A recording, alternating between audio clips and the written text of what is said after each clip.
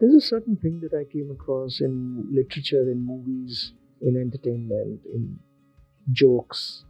So here's the thing: when you watch a certain movie, at least in my case, I can say that there are times when I'm creating, you build that character, you get introduced to the characters in the plot, in the movie, in the serials, the web series, in literature, and those characters have certain personalities and what they say, how they're looking, how they're responding, reacting, thinking, and there are situations, and the situations have certain tensions and so on.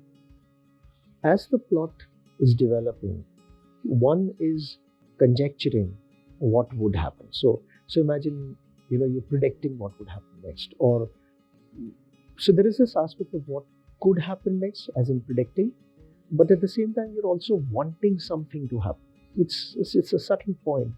On one side, you want a certain thing to happen, but you know that the way the movie is moving, you predict it might not go in, but it might go in a certain direction, let's say. So sometimes the prediction and the wanting are symmetrical, congruent, and sometimes they're not. But the most interesting point is sometimes it is the case that what you predict actually turns out in the next scene, in the next paragraph, in the next chapter, in the next instance. And sometimes it does not.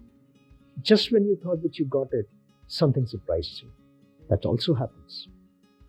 So I think we go with both the experiences of making predictions and then those predictions coming true or those predictions not coming true. And I believe that a healthy story, a good enjoyable story is the one. A good enjoyable literature, movie could be called as one which has a healthy mix of something that leaves that the creator creates in a manner which leaves room for predictability by the consumer of that piece of art, craft. And in this equation, sometimes the predictions come true and sometimes the predictions do not come true and you're surprised. And that's an interesting aspect because these are places where we do venture on something uncharted in our imagination, and we come across surprises, we come across certain proved things as well, predictable things as well. But then when we take these uncharted into a real life, again, we come across sometimes we want people to surprise us. Sometimes we don't want people to surprise us. Sometimes we're not ready for the surprise that we may have even wanted. In fact, I can recall a particular instance where I had a colleague of mine who on a particular day was extremely excited, and I received a gift. But at that very instance, I was completely immersed into a different state, mental and emotional and physical. And I was treading through that, and here comes the gift. And I didn't receive it well. Now, what happened? Sometimes the giver is in that state. So the state of the giver predicts a certain receiver state after receiving the gift in this case. And when it does not turn out to be the case, then obviously it's a disappointment. And obviously it can also lead to two further responses to this. One is the giver, the person who's gifting, feels bad that the gift was not received in the right manner. The receiver feels disturbed, interfered, or it could be awkward or guilty now. And it could get into a spiral of exchange of conversations or something, depending on the various aspects of how they deal with their set of interactions at personal, professional level. These things are also interestingly pointed out in jokes or stand-up comedy. I feel most of these stand-up comedy jokes they lead you in a certain direction with the way it's going, with the way they're speaking and what they're speaking about.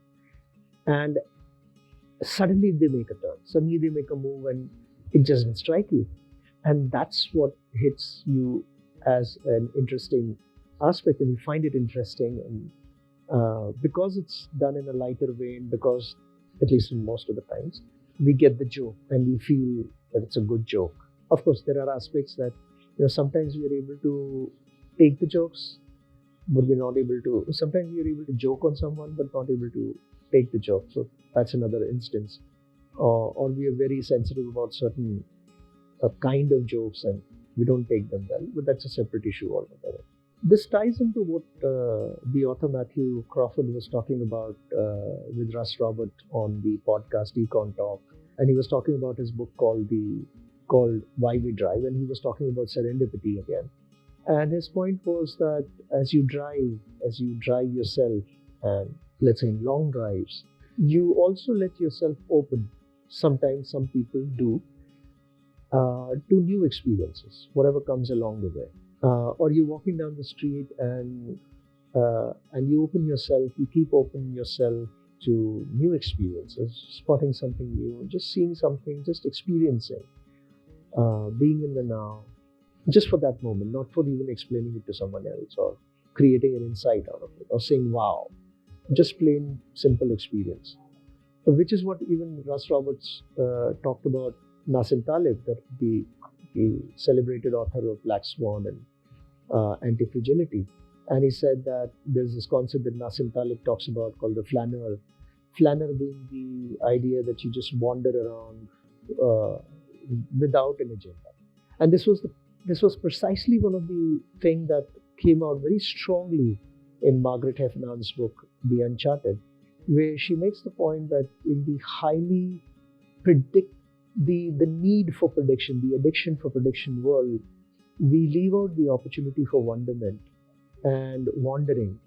And then that leaves a kind of a huge vacuum or sort of unpreparedness because we haven't flexed the muscle of experimentation, wandering without agenda, getting surprised.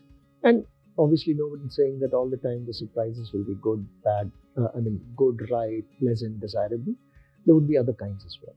But the idea that we are open to these and we try to roll them up in our daily experiences affords us the possibility of becoming more anti-fragile or robust, prepared for the kind of complex environments that we are now inhabiting.